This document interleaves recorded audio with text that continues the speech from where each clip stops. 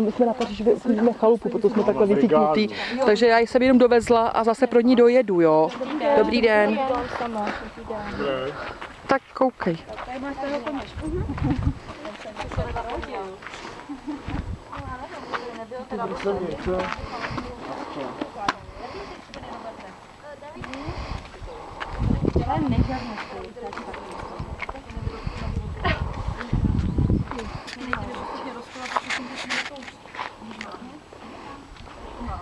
Mně přijde, že nemá dotažený sedlo normálně.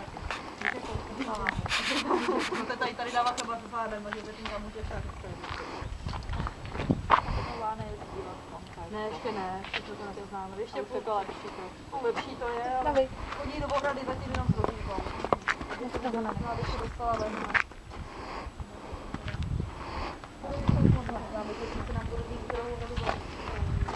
Máme to, jestli sousedí se dřívím a tady tudy mi jde s traktorem.